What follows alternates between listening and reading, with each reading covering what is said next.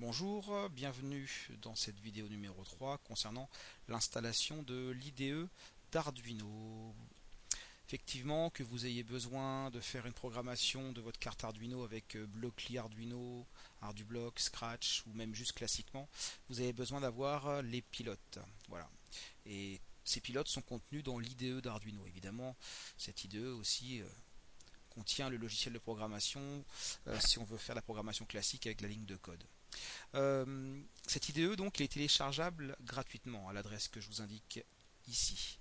Il faut savoir qu'au moment où j'édite ce tutoriel, la version en est à sa version 1.6.5, mais comme c'est un outil qui est en perpétuel développement, il y a de fortes probabilités qu'au moment où vous visionnez cette vidéo, on soit à la 1.6.6 ou même supérieur. Alors, comment faire? Eh bien, rendons-nous sur Internet. Voilà la page d'Arduino dans les downloads. Ah ben oui, effectivement, on est à la 1.6.6 aujourd'hui. Je travaille sur une plateforme Windows. Je vais cliquer sur Windows Installer. Voilà, et je vais lancer le téléchargement. Alors avant de lancer le téléchargement, vous pouvez généreusement contribuer au développement d'Arduino ou directement cliquer sur Just Download. Voilà, donc vous allez accepter l'enregistrement. Alors moi je l'ai déjà fait, hein, donc je vais laisser tomber pour l'instant. J'ai la version 1.6.5, donc je vais double-cliquer sur ce fichier d'installation.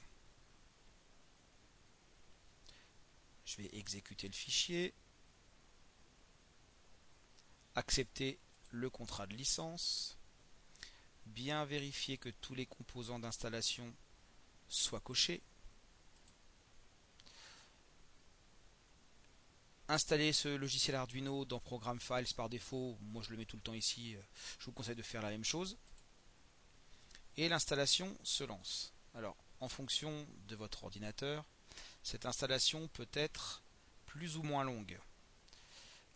C'est la raison pour laquelle je ne vais pas attendre que ce fichier soit complètement installé. Je vais couper la vidéo maintenant et je vous reprends après. A tout de suite. Voilà, donc le logiciel Arduino est presque terminé dans son installation. Il est possible que vous ayez un petit message d'avertissement de Windows.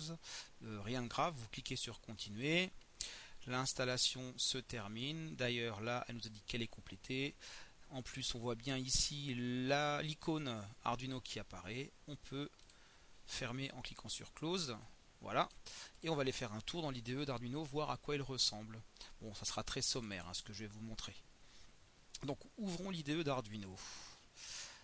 Cette interface, relativement épurée, peut être scindée en 4 cadres. Premier cadre, celui-ci que je vous montre, hein, composé des outils classiques fichiers, édition, croquis, outils et aide. Ces options sont des options de configuration du logiciel. On peut dire qu'il y a un cadre 2, ce cadre-là, voilà, où il y a 5 boutons. Ce sont des boutons spécifiques qui sont utilisés dans la programmation des cartes Arduino, j'en parlerai un peu plus après.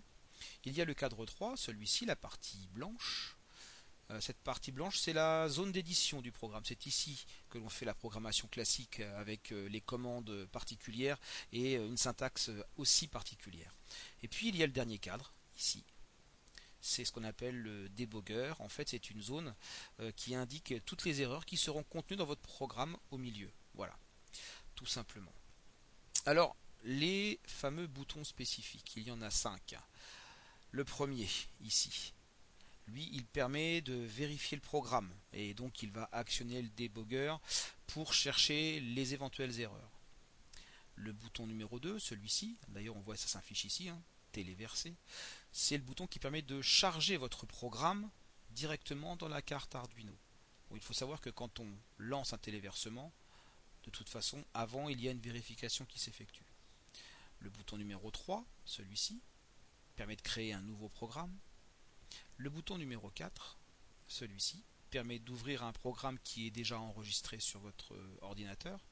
Et le bouton numéro 5, celui-ci, c'est un bouton qui permet d'enregistrer un programme en cours. Si là j'effectue un programme, je peux l'enregistrer directement en cliquant ici. Voilà, on arrive au terme de ce tutoriel. Je voulais quand même vous indiquer une chose importante.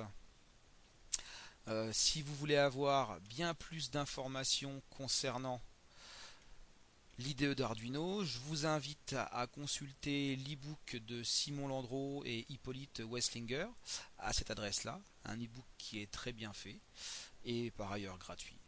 Voilà, donc vous en saurez plus sur l'IDE d'Arduino si vous consultez cet e-book. Je vous remercie d'avoir suivi cette fiche concernant l'installation de l'IDE d'Arduino. Merci, au revoir.